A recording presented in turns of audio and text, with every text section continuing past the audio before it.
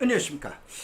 오늘은 133편 2023년 주택시장 대폭락을 했는데, 지난번 시간에 이제 주택시장에 대한 예견을 해놔드렸는데, 오늘은 제가 약 130편을 녹화방송, 옛날 부동산 TV까지 오면 약 300편을 녹화방송을 하면서 가장 화가 나는 날입니다. 그래서 좀 표현이 거칠더라도 이해해 주시기 바랍니다.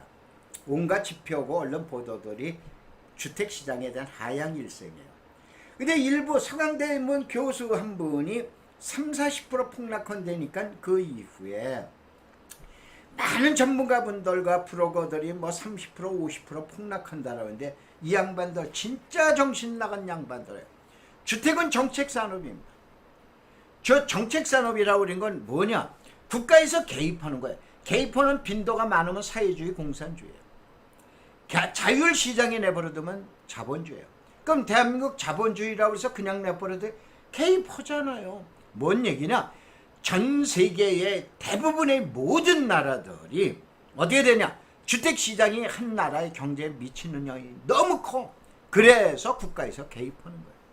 그러면 현재 외부에서 조정해서 들어오고 있어요. 전세가율 90%인데서부터 지금 얘기한 대로 하향 국면으로 가고 있는데, 요즘 뉴스 봐보세요.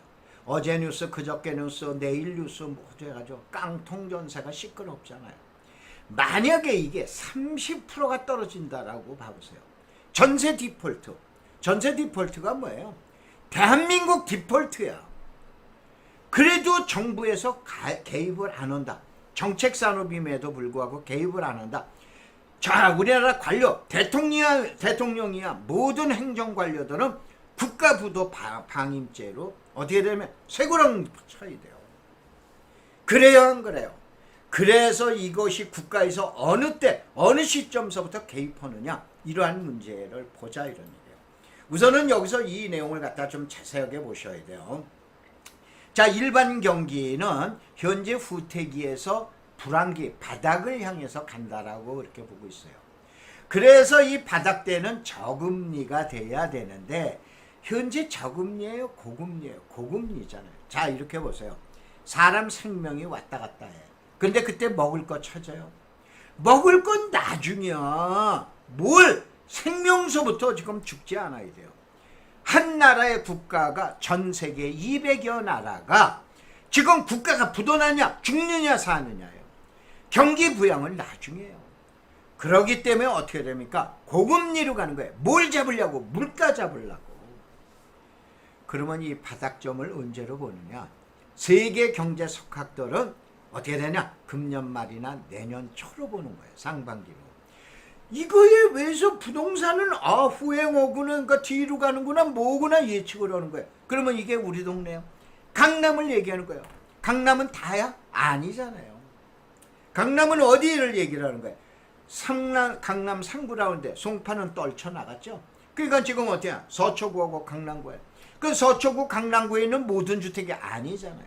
구반포냐 신반포냐, 또 아니면은 지금 압구정동이냐 대치동이나 개포동이냐, 이거에 따라서 그런데 거기가 최고라는 건 아니에요. 쟤네들이 얼마니까 우리는 얼마 돼야 돼. 이게 평균 가중치를 만들어주는 게 이 같은 5개 정도 지역이라고 보시면 되잖아요. 이 지역 중에 하나가, 만약에 이 방송을 보시는 젊은 분들 브로거나 또 아니면은 전문가분들이 계시면은 시계열 분석이나 또 그랜저 인과관계 분석에서 다시 시계열 분석이 현재까지는 가장 좋잖아요. 시계열 분석을 어디로냐? 개포 우성으로 분양을 했었던 아파트가 지금 대치 우성이에요. 3군데 단지가 있는데 1단지 얘기하는 거예요. 1단지 얘기하는 건 1차 얘기하는 거예요. 1단지가 아니라 1차 얘기하는 거예요. 이 지역의 아파트를 시계열 분석을 한번 해보세요. 그리고 여러분들 지표로 올라가느니 내려가느니 올라가느니 해야 되지.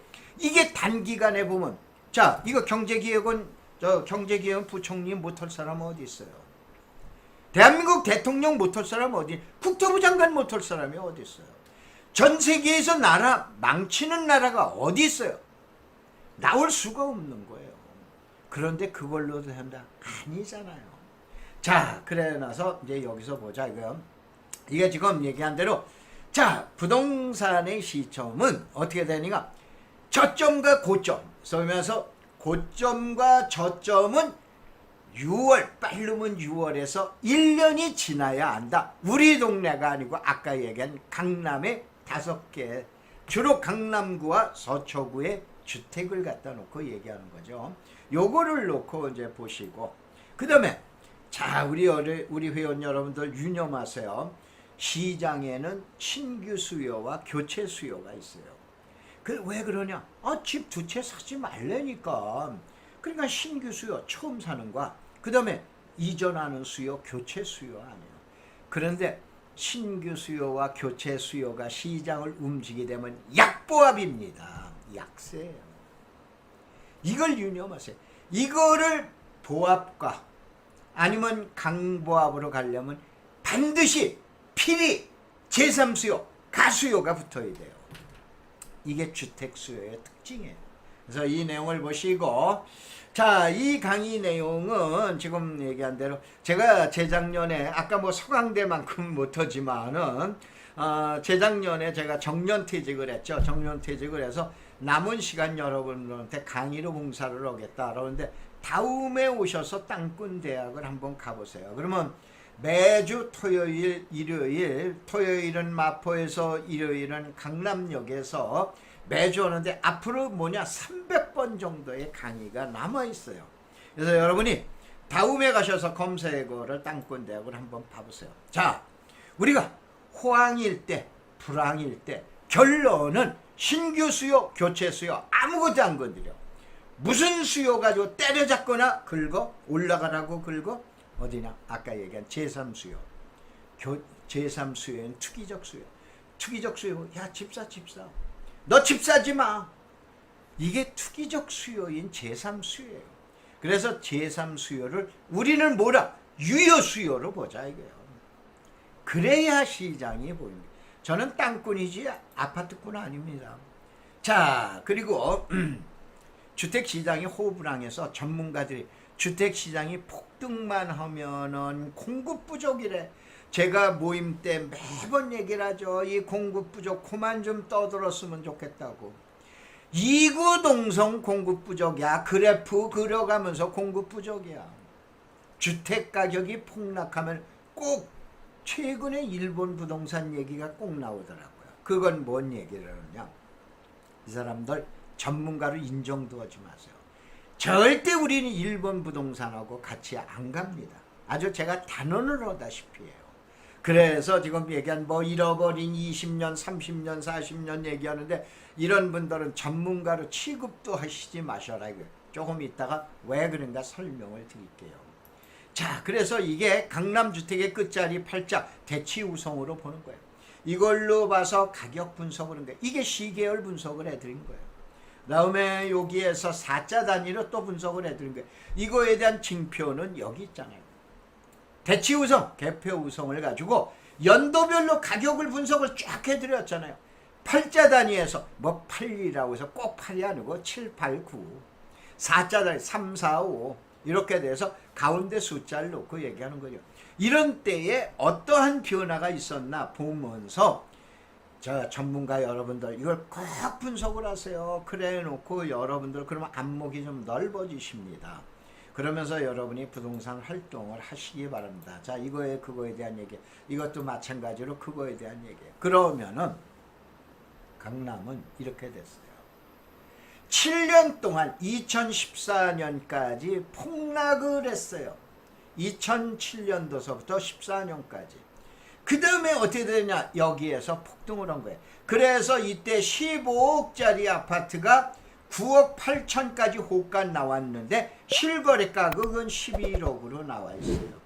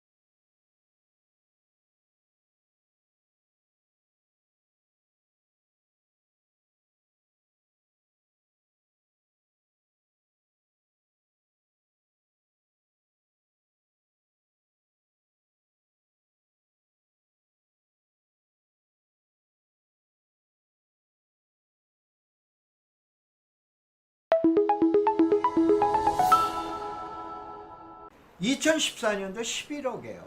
지금 얼마야? 32억이죠.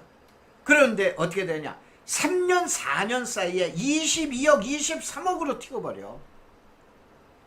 폭등을 해, 이 기간에.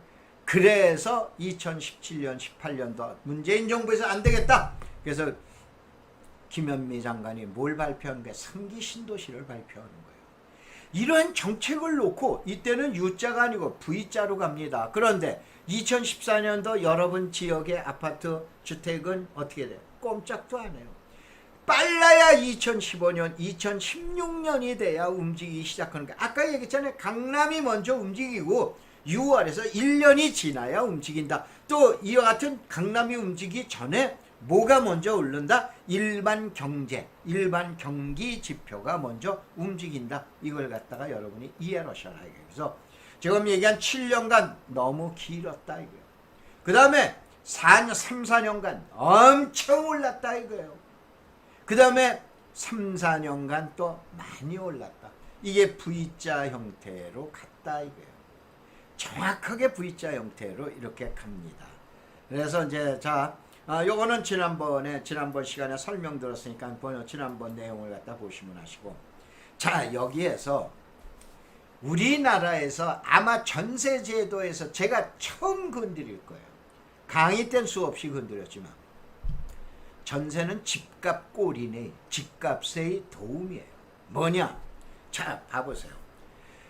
우리 민법 303조가 전 세계에서 대한민국만 유일하게 있는 게 전세권이라는 특수한 제도예요.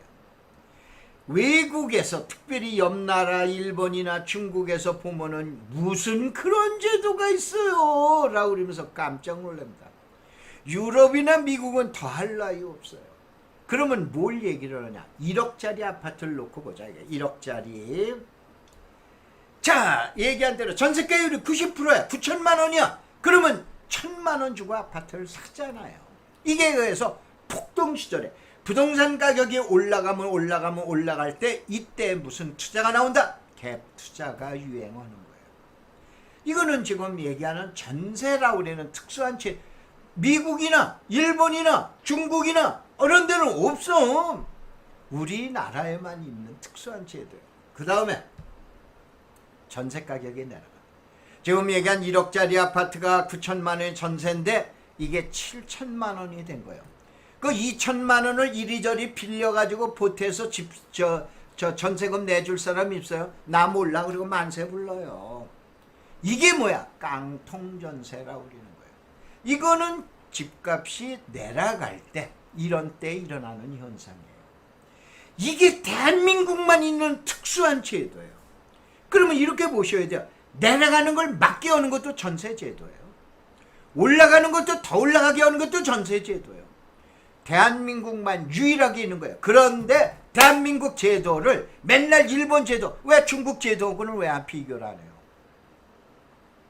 나 정신 나간 양반들이에요. 지금 얘기한 대로 자 봐보자 이거예요.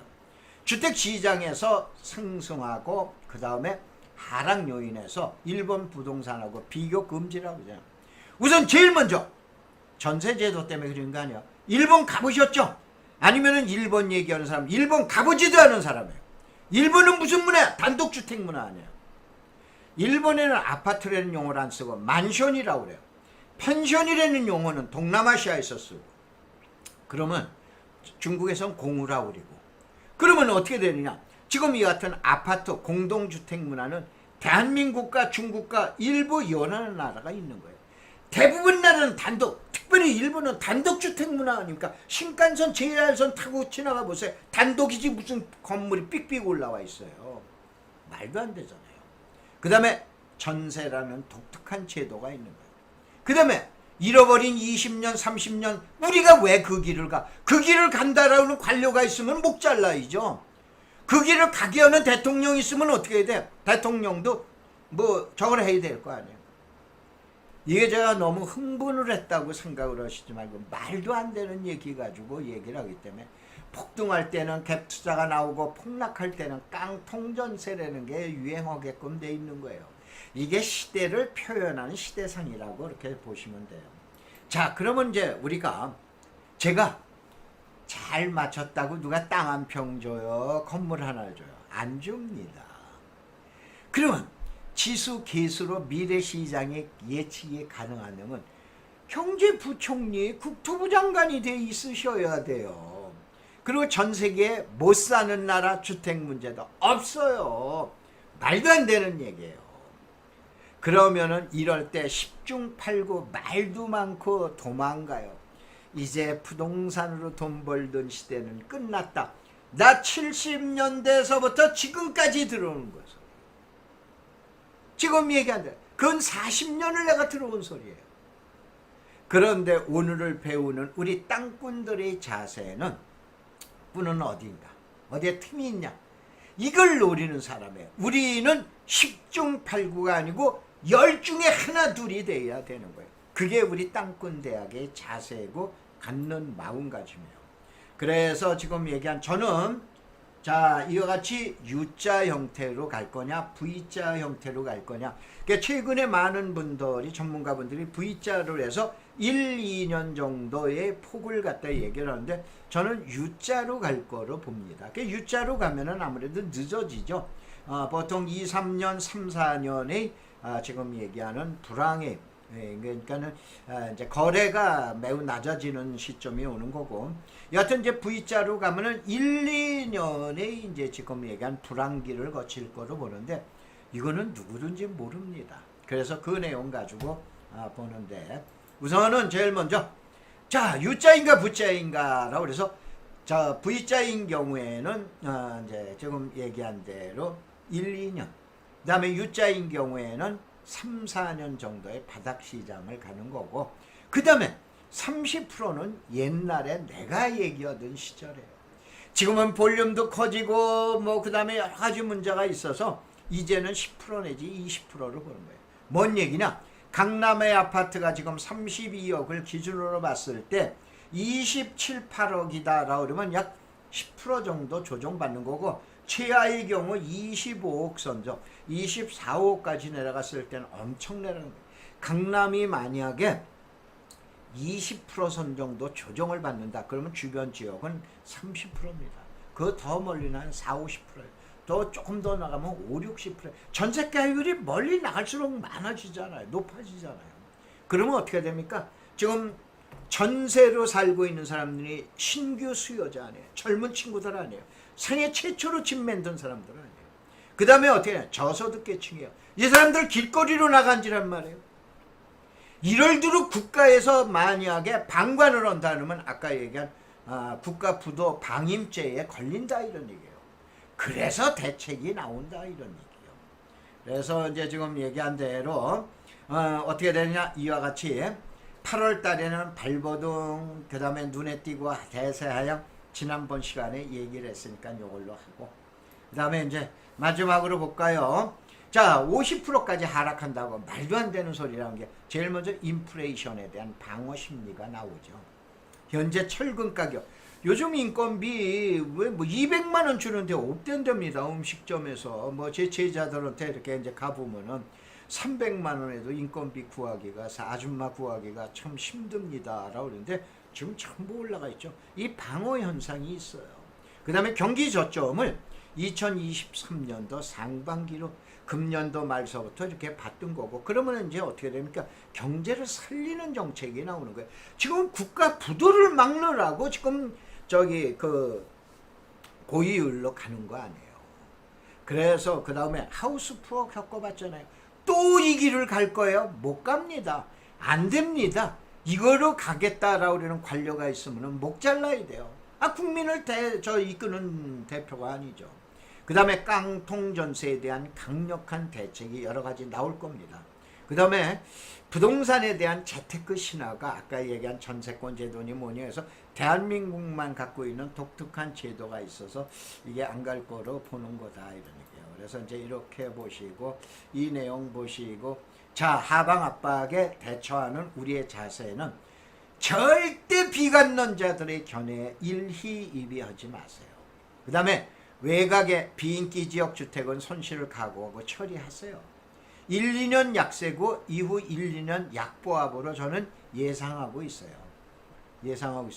당분간 주택 투자는 정중동 조심스럽게 권하고, 그러나 소형 역세권 인기주택 투자는 계속 하라.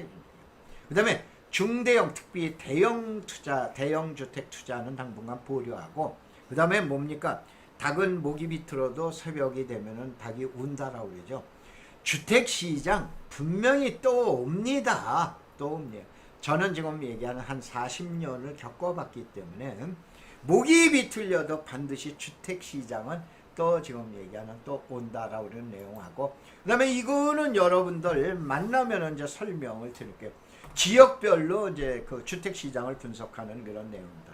자, 오늘 제가 잠시 흥분을 했었는데 말도 안 되는 전문가분들하고 이 교수분들이 계셔가지고 이분들에 대한 내용을 갖다가 반박이라고 그래야 되나, 안티적인 내용을 나왔기 때문에 이거에 대한 내용이라 여러분이 이해해 주시기 바랍니다. 자, 고맙습니다. 감사합니다.